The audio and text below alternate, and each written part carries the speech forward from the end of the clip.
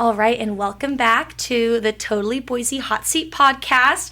I am Lauren, your co-host. Hi, I'm Noelle, your other co-host. And we're super excited today. We have the Director of Operations here at Stor-It, Mr. David Hurless. Thank you so much, both of you, for having me today. Of course, we're super happy to have you in. For all of our listeners, Stor-It is going to be pretty much your go-to spot to put any of your junk that either you aren't using currently or just need to find a place to store it here in the Treasure Valley. We wanted to have David in here today to talk a little bit about kind of how Stor-It is contributing to the Treasure Valley, but also learn a little bit about him and his experience in coming up the ranks and kind of what we want to see in the future from Stor-It as well. So, David, I'd love to kind of just jump into it and see a little bit about the humble beginnings. How did Stor-It kind of come to be, and where is it going to be going in the future? So, yeah, funny story, like Stor-It started as a brainchild at Boise State University back in the early 70s. A few students went to the professor, Roger Allen, who actually started the real estate and finance school at Boise State, and they had a chunk of property over on Mitchell and Fairview that they wanted to invest in, originally going to try to flip it, sell it. Then they had this crazy idea to put storage garages on them. That's what they called them back then. And Roger was like, that's the dumbest thing I've ever heard. Oh my gosh. It just wasn't a thing, but they had a very good plan, and he decided to go in with it on him as a partner. And eventually our first Stor-It on Mitchell and Fairview was built, opened in 1972 to 74, and he eventually bought out the students as they moved on to other endeavors. He brought his daughter and son-in-law into it, and the family business was kind of born, and it just expanded from there. Wow, exciting. So cool. I mean, it just really goes to show, I think, especially in the Treasure Valley, there is so much room for innovation, and it's really wonderful to hear about how these beginnings really are such a Treasure Valley staple. Started, with Boise State, fostered the idea through some really good mentorship, and it's really special to hear how the university has an impact on businesses and businesses that continue to be thriving today. Yeah. And we also, obviously, education's a big part of it too. We're still with Boise State. We have a great partnership with them. And the last 2 years, we've sponsored touchdowns for tuition. Right. Yes. Yeah. So it's pretty cool. Every touchdown that's scored, home or away, we donate a certain amount, a couple $100, I think. And one thing that was important to us is that money go to an academic student, excelling academically, in the business school at Boise State, who doesn't have a scholarship and needs financial assistance. So we're very proud that we've been able to give out a full ride scholarship the last 2 years. Oh my gosh. Oh, wow. Yeah, we're going to continue that for the foreseeable future. So. What a special thing you get to do. That is incredible. I mean, I love how you guys have such like an approach towards just helping out the community and contributing to Treasure Valley as a whole. I did kind of want to ask you about, your team speaks about being obviously the bright spot in a customer's day during like tough transitions, like moving, divorce, other things where people may be needing a self-storage unit. And with that, more so just wanting to see like, why is leading with empathy such a core differentiator for Stor-It compared to other things that people are doing with their self-storage companies? Yeah, for sure. I mean, whether you're moving for a good or bad reason, it's still stressful. I mean, right. Packing for traveling is stressful. Imagine packing your whole house, apartment, dorm room, whatever you're doing.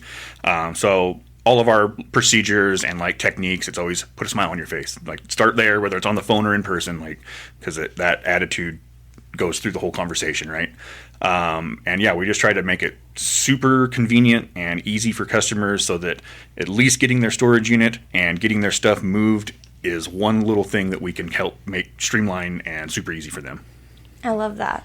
That's incredible. And also just Stor-It being like a multi-generational kind of family project. Tell us kind of how you got involved. Yeah, so back in 2008, my brother actually married the founder's granddaughter, and she was the HR coordinator for Stor-It, and still is, for our parent company. And my brother went to work there. I was actually going to college in Los Angeles at the time, and came home for a summer to work for them as a relief manager. I honestly loved it. Loved getting to work with my brother. Like, we were always 4 years apart over the years, so he was always going on to the next step when I was catching up to him. He's older.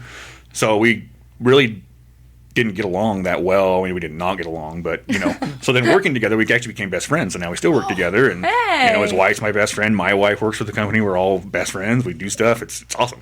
Oh, that's so special. Yeah. Wow. Yeah. So I never left. I finished my degree up here. Never went back to California. I love that. It's funny. I work with my brother. My brother is part of our company too. But I think if it was any more than just my brother, that'd probably be too much for me. So I love how the whole family's involved. I'm sure those family dinners are super fun. Yeah, it always. We have a lot of fun anyway, and kids are all great. We're all close, but yeah, it always goes back to work at some point. Like we try to separate it, but everybody has a funny story every day. Like, we deal with a diverse crowd. Absolutely. Absolutely. We did kind of want to ask on that note, with it being a family business, it's good to hear you kind of speak about, you do try to separate it. Do those conversations ever happen over the dinner table? When do you kind of put the foot down and say, okay, no more work, now we only focus on family stuff, or when do you go into work mode? We never do any negative work stuff at family dinners. Like, usually it's funny stuff, like, today this happened, right? Yeah. During the day, we have our squabbles, and like anybody does, any management group. But at the end of the day, that's that or tomorrow's problem, right? Absolutely. We can still talk about the fun work stuff at family functions. So yeah, it's the best. No negative. I was gonna say, can't get in the negative. Wife might tell you to go sleep on the storage. Yeah. So negative for business hours. Yep, absolutely. I love that. But I also just like talking about the brand and whatnot too. I know that Stor-It famously avoids the whole like storage wars mentality of working with customers to prevent auctions. Why do you think investing in the community trust and reputation more valuable to your family than that like immediate revenue of making it kind of like a commodity that the public can get involved in? For sure. Auctions, you really never make your money back anyways. Right. And we're dealing with people's stuff at the end of the day. Now, you can't help everybody. Like, there's just certain things you can't avoid, people you can't help. But we can look at a ledger and see if this person paid religiously every single month and then they fell on tough times. Like, you can see that. We can have customer notes. So if somebody's willing to stay in contact with us and let us know what's going on, like, a couple times a year we'll do we'll accept reasonable offers and try to get them cleared up so that they can keep their stuff or move out and get their stuff back. And we have a lot of those continue on to be great paying customers. Just hit a little speed bump. So we really try to do that. I love that. Have you ever had people come in and try and do the whole storage wars mentality of like, hey, what can we try and buy from you guys? Like I said, you can't help everybody. So we have auctions quite often. Like, they're a necessary part of storage. Oh, for sure. Yeah. And, we usually have several a month in the warmer months. We actually start this Thursday back up. So, nice. Very fun. So yeah, we have the same group of people that come, but more social media presence is helping more people come. But yeah, it's fun. Like, my brother and I actually do the auctions ourselves. So, Yeah. There you go. Yeah, we do it. We don't talk fast, but we get it done. But yeah, and I actually met Dan and Laura Dodson last year that do the Storage Wars show. Oh, that's great. So they actually expressed interest in like coming up. They come to Idaho quite a bit actually, and they're like, "Would you ever want to do one?" And I'm like, "Oh, I don't know." We'll have to see. Oh man, love it. Yeah, you want to obviously like push the idea that we're not just gonna auction off stuff, but also, hey, if it comes down to it, might as well. Yeah. What's like the craziest thing that you've found in a storage unit? I've always just been so curious about that. If there's ever been any wild stories. Oh, I got lots of wild stories. Positive ones. Some really cool vintage Corvettes were auctioned off. Oh my gosh! Wow. But yeah, won't go into a lot of the negative bad stuff we found because that's just that's all over the place. Well, absolutely. Off camera. It is. Yeah. I have you guys laughing. Yep. It is people's stuff at the end of the day, and people have a wide array of stuff. Yes, so, they do. Yeah. I'm sure you get to see it all under the sun. I always warn everybody who's never come to an auction before, like, this isn't Storage Wars. Right. You're not going to get rich off this one unit. Like, but there are people who come to every single auction, not just ours, but all the competitors, and they make a living doing it. So, there's a market for that, and it's a necessary evil. It's sad people lose their stuff, but, things happen. Right. I did want to kind of go back to what you were touching on initially with this in terms of fostering that goodwill and being able to go and look back and have a lot of intentionality in the process of, hey, this person was a really diligent customer and they might just be falling on hard times and now they are able to pay and continue being a great customer. Was there a point in Stor-It's history where that mentality really became fostered. Was there a moment where that really transitioned for the company into saying, all right, we want to take care of our people, take care of our customers? And as far as that turning point goes, when was that, and how has that kind of developed and changed over time? I think in my almost 20 years of being here, I think it's just the family culture and the community culture. We have 35-ish employees, but we're a really close group. Mm-hmm. So I think just it's always been that way. The family's always been great in the community. There's a lot of empathy. So I think that's just fostered in being local, family-owned, all friends. I think that's just the biggest contributor to that when we can help people, we want to. So special. It's really great. That's awesome. Well, I also kind of want to dive into just you as a person. So obviously 20 years you've been working with Stor-It for a very long time. What were those humble beginnings like for you? Did you have any kind of rookie mistakes right in the beginning that now have led you to be a great director of operations? Yeah, I mean, learning the rental agreement and the rental process is daunting because you're doing a legal contract. And I remember when I started, I was working with my brother and sister-in-law. The company was obviously smaller than it is now in 2008. So I had a lot more training. I probably trained for 3 or 4 months working with them. We had a lot of fun. But you really stumble through those rental agreements. And even you can memorize it, the policies and everything, but when you're standing there looking at somebody face to face and you're trying to get this through and they're asking questions, throwing you off, or they don't understand, you stumble through it, you jump over your words. So even today, training new staff, I'm like, hey, don't get embarrassed if you have to go back and start something over. Like it's kind of like what you guys said to me coming into here. If we have to re-record something, it's okay. Totally. Mistakes are allowed. Yes. So that's my biggest thing is just don't get overwhelmed. Like you're going to stumble through a couple dozen of them and then you'll be doing it in your sleep. So, Absolutely. Oh, absolutely. I also know that obviously just being a storage specialist, you're known for contributing to the actual design of new construction. How does your hands-on operational experience change the way you think about site flow and site-specific design for the Boise population? What's kind of that all about? That's the direct customer feedback that a lot of companies, even larger companies like us, they just don't get that if they have third-party management or multi-state management. Even we're the biggest privately held company in Idaho, but we're very concentrated in the Treasure Valley, Donnelly, and McCall. So we get that direct community feedback, like what they want, what they need. So my brother and I really try to put that into our new builds. So our new one on Yam Hill and Federal Way, we made the parking extra wide, angled, super wide aisles, because that's what people need. Here they have a lot of toys, a lot of recreation. We put in an RV wash bay and dump station, so those customers with their RVs can come in, wash them, boats from Lucky Peak, wash off the barnacles, just trying to give one-stop shop so they can get everything they need. And then we do the commercial flex space, so if they need to run a business out of it, they can. Oh, yeah.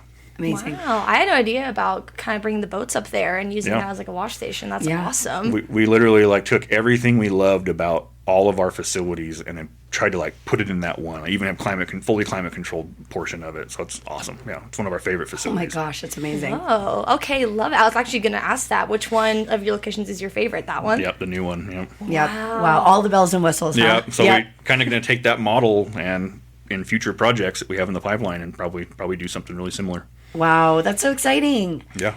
So as far as the commercial space goes, where, if people need to run a business out of the storage unit, what does that kind of look like? Do you have any businesses that are being ran out of the storage units currently? And who's kind of the ideal person that would be running a business out of their storage unit? A lot of the trades, so plumbers, electricians.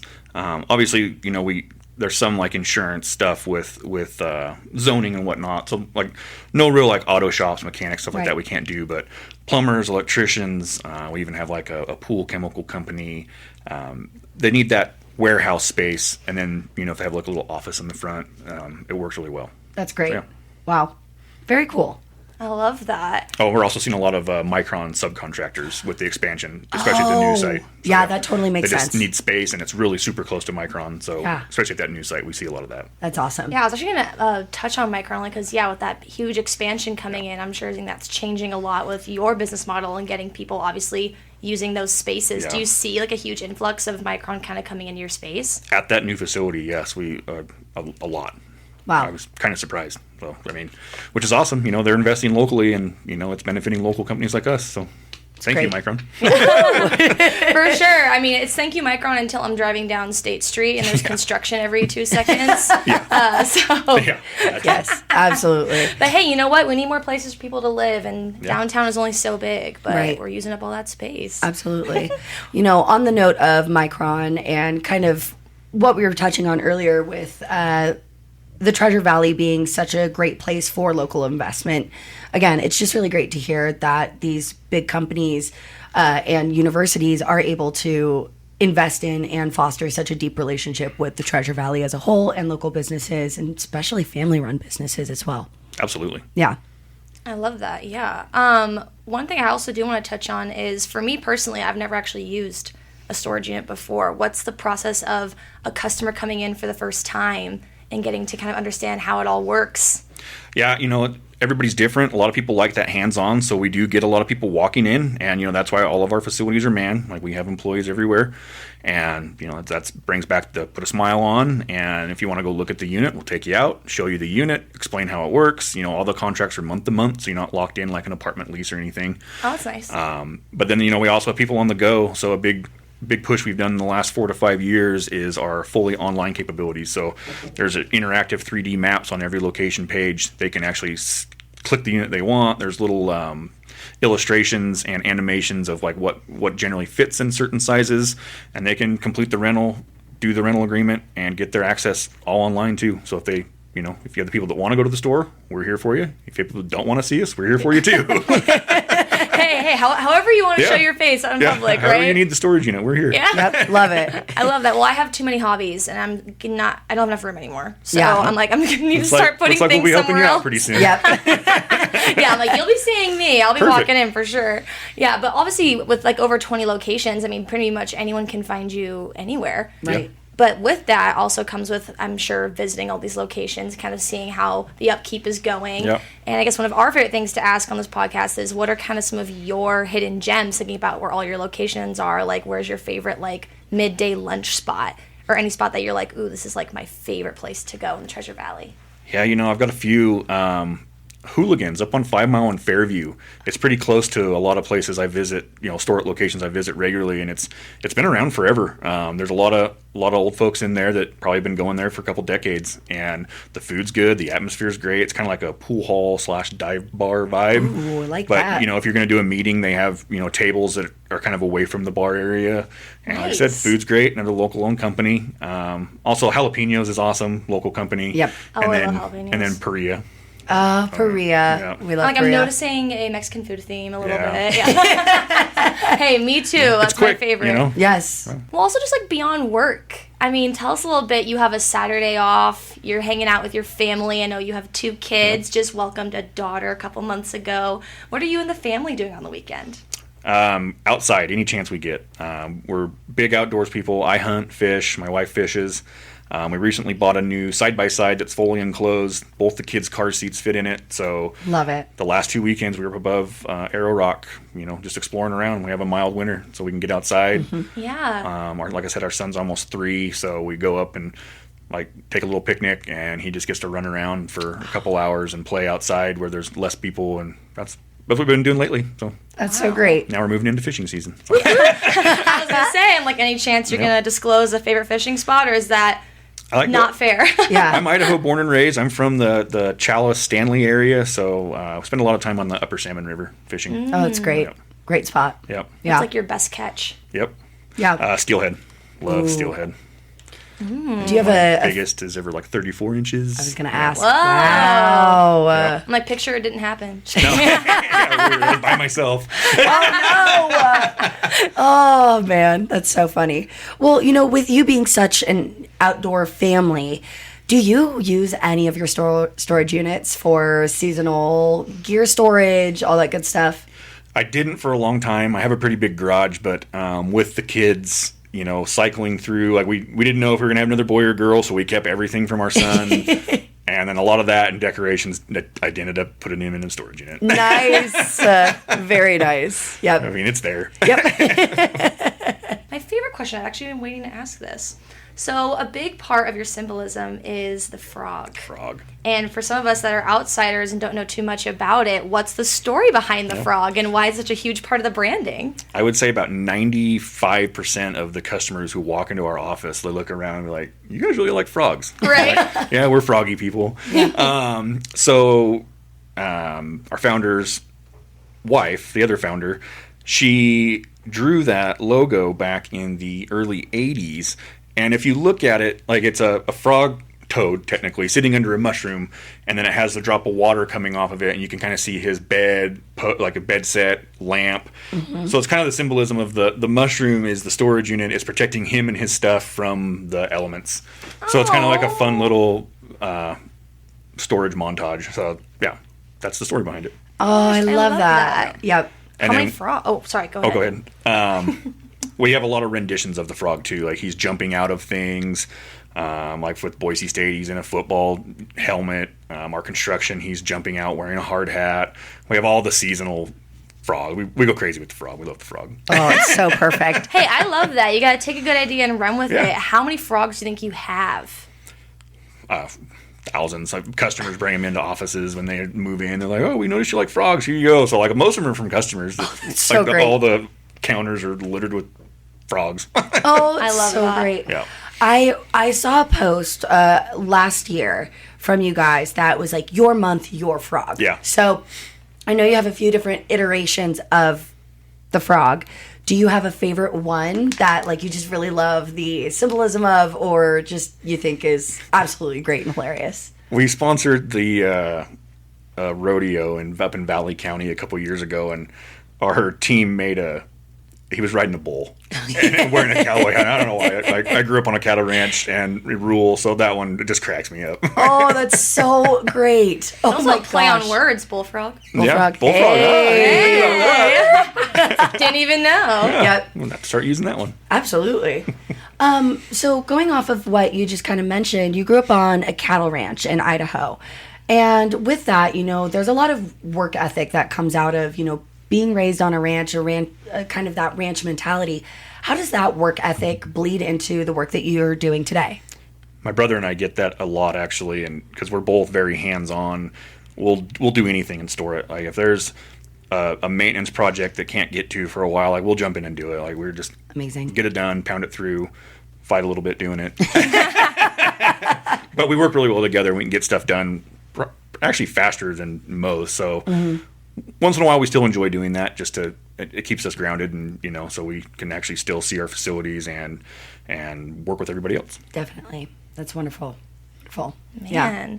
Well, obviously, with you guys expanding and growing and getting into new cities, obviously Meridian, Nampa, McCall. Yeah. What are kind of those upcoming projects that you guys are the most excited for? Maybe not even in the next few months, but few years. Yeah.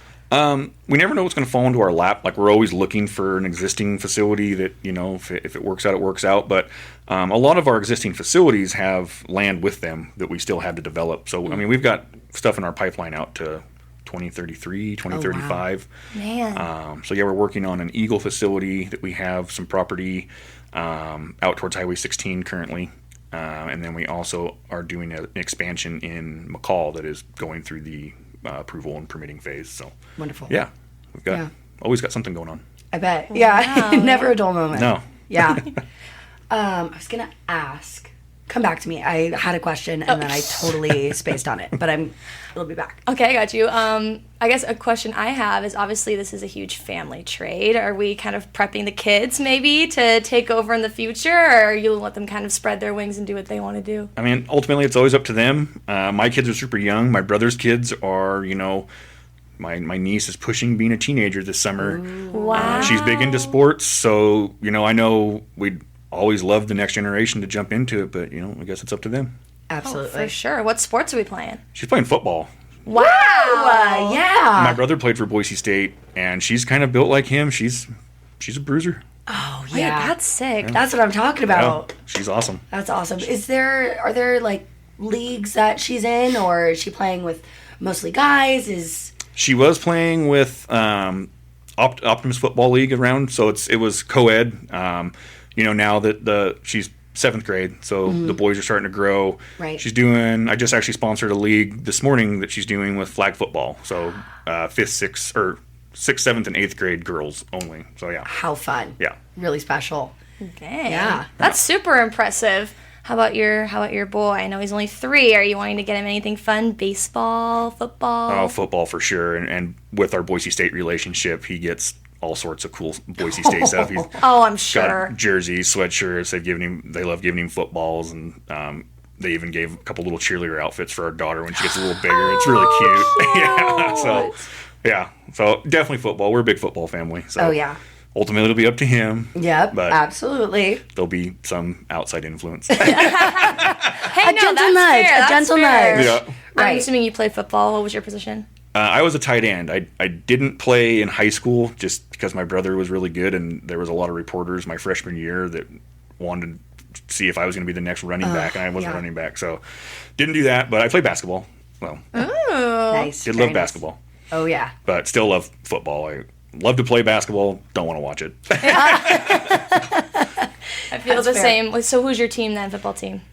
Obviously, Boise State for college. I'm a Cowboys fan. NFL though. Oh, don't tell me Yeah, that. die hard. My brother and I both are. So are we gonna fight now? Yeah, maybe a little bit. My family's 49ers. Oh no. So, yeah. Hey. You know what? Both of us haven't won Super Bowls in a minute, so Yeah. You we're guys have clawing been and close, fighting. but yeah. Oh no, yeah, it's pain actually being Yeah. a 49ers fan right now. No. Yeah. I'm sorry. I'm a Seahawks fan, so we had a good year this year. Yeah, that's Right fair. high. I know, seriously. Congratulations. I know. I do still like to, I do still like to break out we should have ran the ball just Oh, yeah. for Yeah. giggles from time to time. But yeah. yeah, I guess we can't really say that anymore because we got our win. Yeah, so. you did get your win. Yeah. But, I mean, that'll go down in It will. history. It was a special season. Yeah. Yeah, no, horrible season for me watching our biggest rival winning in our stadium. So that was Sorry. awesome. Love You you. guys were just dropping No. players. But to be fair, it was like Brock Purdy, Christian McCaffrey, and the team of friendship and injuries. So Yeah, I don't yeah, know what honestly, else was this- supposed to happen. The injury report was just depressing. It was like every week they're just adding to it. It was like, even though I strongly dislike the 49ers, Right. I was like, well, man. Yep. I know. But Well, they still found a way to get. well, have you seen all the conspiracies? Oh yeah, with the power plant. and Yeah, everything, like yeah. the magnetic field and the energy from I don't even know. It's like some sort of like energy output Yeah, system, the- like right yeah, next the- to their like practice field. And everyone's thinking like the electromagnetic currents that it's producing is somehow affecting like underneath the turf and whatnot, and it's Interesting. adding to injury. I don't know. My dad's a PT, so I was trying to talk to him about it, but he was like, I'm not really sure how real that is, but also that it's enough that they're actually investigating it Yeah, now. they're investigating it, but like what people don't realize is that the 49ers have been practicing in Santa Clara there since the 80s. Like their stadium has moved closer to it. Right. But they've been practicing there forever. So I'm like, I don't know. Maybe Could just have bad just luck. been it could have been bad luck, but it's interesting. I just think we need to fire whoever's in charge of like the safety of the players and their ongoing health. That's well, how I like feel. they do have quite a few stars that have been injury prone. So it's like when they all happen at the same time, you're like, So it's like there could be something in the water, the metaphorical water, so to speak. So, Yeah. yeah. On the note of football and Stor-It and Boise State University, have you been able to have any really special moments, with your son on the field, experiencing anything that, maybe the regular, I almost said concert goer, the regular sports goer wouldn't have experienced? we get a lot of access to the field and the facilities. And I haven't taken him down there yet. I did take him to watch my niece play on the blue at a Genty's football camp. Oh, wow. But he's at that age now. Like this year, he'll be going a lot. I've had a lot of fun on the blue turf since we've been sponsoring it. We go down there. They have like sponsorship events, and like my buddy or brother will throw a ball. Like we play catch out on the field or play cornhole on the field. Like Yeah. it's just access not a lot of people get. And it's the blue turf. It's awesome being down there. But I am looking forward to having my son down there. He's gonna love it. Oh, absolutely. Those are such special memories. Yeah. Yeah, absolutely. I grew up a big Huskies fan. Oh, yeah. My grandpa, he played in 2 Rose Bowls for the Huskies. And my mom played volleyball, so I've one of the first pictures of me ever is just me in like a little husky like cheerleading uniform at a game. Aw. And That's awesome. I have really special memories of being able to go down on the field. So very excited for you and for your son to Still start means a making lot to you, those. so it'll mean a lot to him too. That's Absolutely. awesome. It's really I'm special. excited for that as a dad. I bet. Yeah. Got to get those good pictures with Buster Bronco Yep. and all that good stuff. Yep. I love it. Well, before we kind of go into just kind of like closing remarks, is there anything else you want us to kind of touch on with Stor-It or anything else you want us to share? I'm trying to think. We were just talking about Boise State. We actually did a little bit more this year with their north end zone expansion. We sponsored their new storage areas. So like they have like a big Bronco head on the garage door, and it'll be like the Stor-It logo and then the Bronco head. And then on the indoor one too. So we're really excited for that. Just, more signage around Boise State, the Bronco Stadium, and more partnerships with them. And I'm excited for the north end zone. Like, it's going to be super cool. New food options, new drink options, new seat options. So I love that they're continually making that stadium so much better. Yes, it's really wonderful to see. Yeah.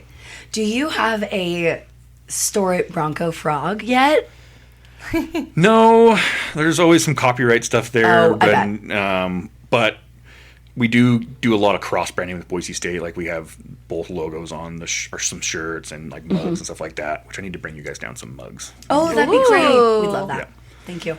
But would love to do that at some point. We are going to do hopefully like a cool little commercial or promo with Buster Bronco here pretty soon. Oh, great. So, and actually, I think it might be social media, so maybe you guys could help us out. Oh, yeah, absolutely. We can certainly do that. Yeah. So we're working on that. So great. So I know that we touched on some projects that you're working on till the end of, 2033, you said.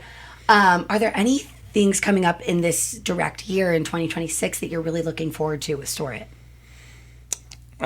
Breaking ground is always exciting. So if, one of those facilities we can start breaking ground, that means it's happening. All the permits are in. That's a daunting process that it takes a lot of time. So anytime you can put a shovel in the dirt, like, that's something new. So fingers crossed. Fingers crossed for you. Yep. So exciting. Yeah. Amazing. Thinking about just partnerships you've maintained in the Treasure Valley, we know a huge one has been just that 20-year synergy with the Forge Building Company. Why is this supporting local ecosystem so vital to the Treasure Valley economy? Well, Forge Building Company is just another great success story for Boise. They're headquartered here. They do projects all over the country, and they don't just do storage. They do any pre-engineered steel project. They've done a lot of like breweries locally, warehouses, power sports buildings. Very cool company. Hamish and Hayden over there are awesome. But when they're our go-to, they do our projects no matter what. We don't like bid out. Like when we're doing something for Stor-It, they're doing it. Right. Yeah. And when they're working here, all of their staff that's working on the project, they're spending their money here. Mm-hmm. They're headquartered here, so their entire management, their entire office staff, they're spending that money that we're spending with them here.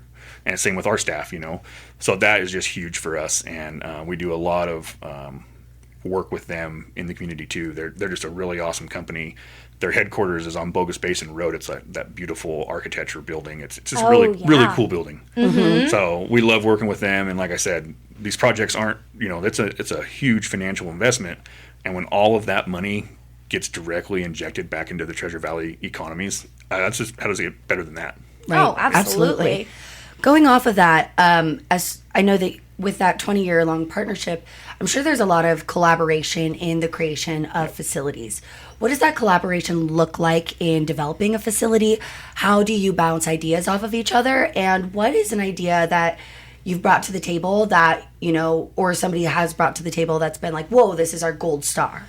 I think, again, that new Yamhill and Federal Way facility, that was, they were very excited about that. Hamish repeatedly calls it a Class A facility just because it does have every amenity, and he's very proud of that project. And he had a lot of input on that too. We're friends. Like we spend a lot of time together. Yeah. So when we were talking about everything we like with the different store locations, that goes through him too. So, totally. And he sees stuff. He builds everywhere, so he sees stuff too. So wow. A lot of input. So when that facility came to light, we were all very excited about that. Yeah.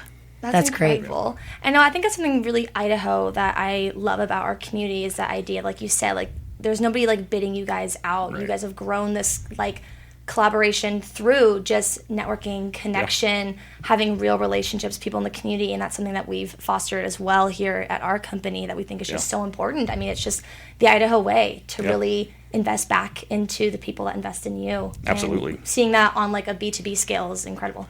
Well, yeah, and as far as web markets, like you guys being able to create that content like at our properties is something you just can't get if you're using somebody out of Southern California or you can't get that. Right. And I know everybody has an iPhone and they're really cool, but just because you have one doesn't mean the stuff you're shooting's good. Right, right. So to have professionals, local, another great local company. So again, Yeah. Yeah, absolutely. Well, I guess one last thing I'll ask before we wrap up here is just for someone who maybe has a ton of stuff that they're wanting to put into a storage facility, doesn't know how to, what is just kind of your advice with getting hooked up with a storage facility? What type of things are you saying that people should be bringing or will be a great use of a storage unit, just so that if they're looking out there for one that works for them, what that could be?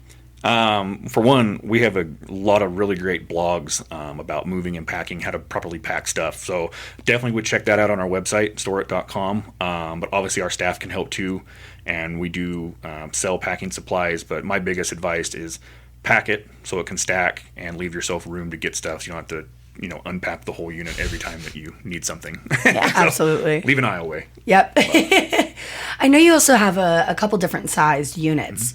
What is the right choice for each person? Your small, your medium, your large, your warehouse style spaces.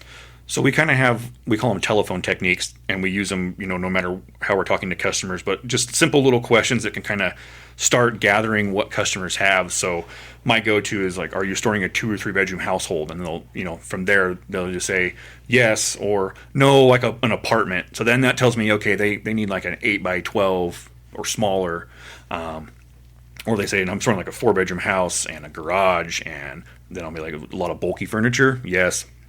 Okay, you're gonna need a bigger unit, 10 by 25 up. You know? So we just have those little phrases.